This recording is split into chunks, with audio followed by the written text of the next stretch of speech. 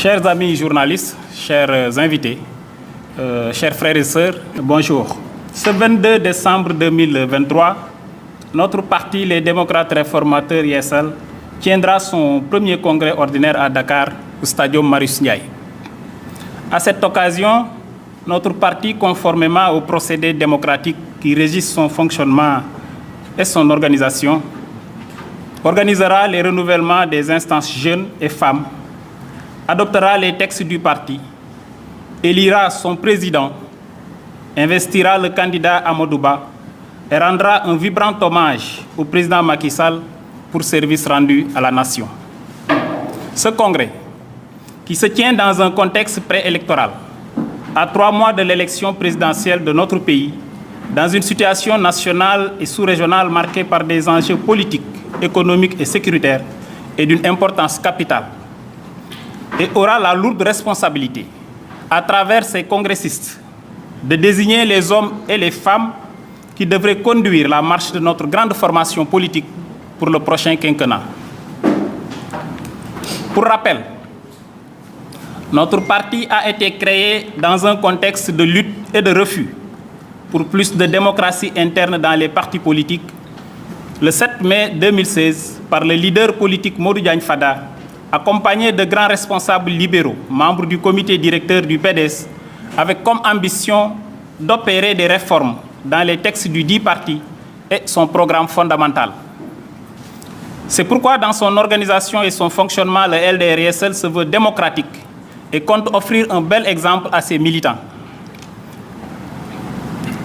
Depuis lors, le LDR-ISL fait son petit bonhomme de chemin. Malgré son jeune âge, 7 ans, c'est un grand parti de par ses membres fondateurs, mais également des responsables qui l'intègrent au quotidien. Dans notre marche vers l'objectif premier de notre parti, qui est la conquête et l'exercice démocratique du pouvoir, le LDR-ISL est en train de poser des jalons importants, comme en atteste sa participation dans les différentes joutes électorales, sa gestion dans les affaires publiques et sa promotion des valeurs libérales et démocratiques. Aujourd'hui, nous avons claire conscience du chemin parcouru. Notre parti, après 7 ans d'existence marqués par des moments d'une grande intensité politique, s'apprête à vivre son premier congrès ordinaire. Nous demeurons plus que jamais déterminés, avec toutes les réformatrices et tous les réformateurs, à continuer le combat pour qu'ensemble nous puissions réaliser l'objectif premier de notre parti, c'est-à-dire la conquête et l'exercice démocratique du pouvoir. À travers ce congrès,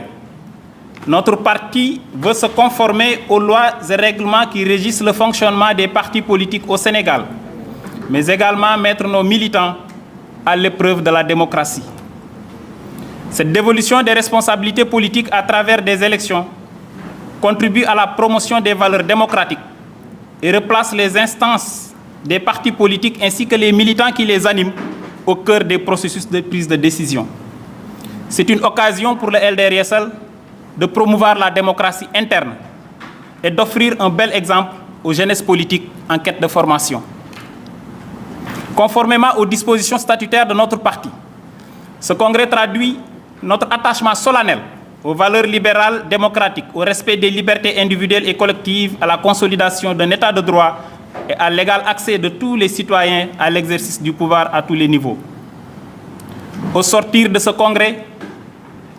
l'intention du LDR-ISL pour le prochain quinquennat est d'imprimer une cadence nouvelle à la marche des libéraux réformateurs que nous sommes, et pour cela nous mettrons toute notre énergie, tous nos efforts pour le rayonnement de la vision réformatrice au service d'un avenir radieux pour notre patrie. Le LDR-ISL, fidèle aux principes démocratiques et aux valeurs libérales, a consacré dans ses textes la haute autorité, qui est un organe mis en place par le bureau politique et caractérisé par la neutralité des membres qui la composent. Elle est chargée d'organiser l'élection du président du parti,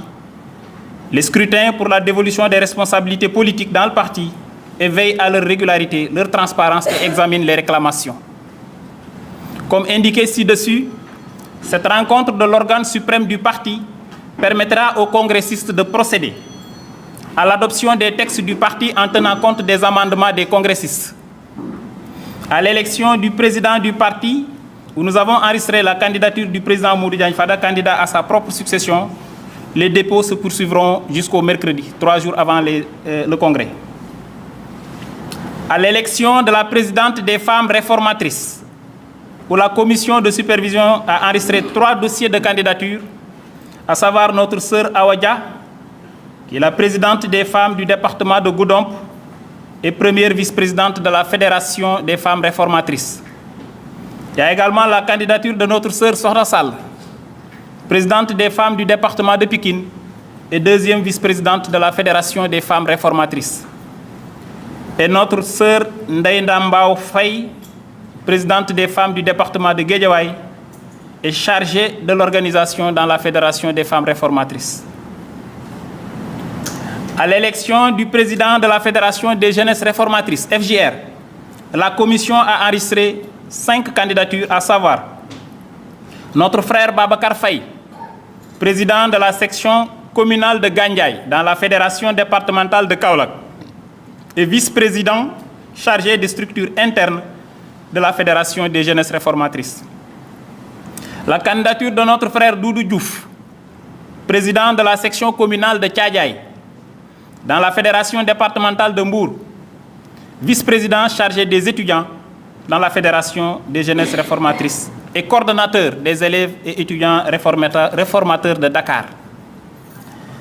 La candidature de notre frère Malamine John, président de la section communale de Noto Diobass dans la Fédération départementale de Thiès et président de la commission électorale dans la Fédération des jeunesses réformatrices. Notre frère Mamadou Cham, responsable des jeunesses réformatrices dans la commune de Djahaï, Fédération départementale de Kermassar, et en même temps vice-coordonnateur, porte-parole de la Fédération des jeunesses réformatrices. Enfin, notre frère Omar Ka, président de la section communale de Kerbaka, dans la Fédération départementale de Kaolack, président de la commission d'organisation de la Fédération des jeunesses réformatrices et coordonnateur des élèves et étudiants réformateurs du département de Kaolack. Tout à l'heure, devant vous, nos amis de la presse, nous allons procéder au choix des couleurs des bulletins de vote pour chaque candidat. Après la proclamation des résultats au Congrès, en cas de contestation du processus électoral, les candidats réclamants peuvent, conformément au texte du parti, saisir la commission des recours, qui est l'instance habilitée à statuer sur les validités des décisions de la haute autorité. Conformément à la résolution du dernier bureau politique, les congressistes procéderont également à l'investiture du candidat Amadouba, candidat de notre parti, de la coalition Benno Bokk Yakaar et de la grande majorité présidentielle. En dernier lieu, les délégués au Congrès vont rendre un vibrant hommage à son Excellence le président Macky Sall en l'élevant au grade de la calebasse d'or, qui est la plus haute distinction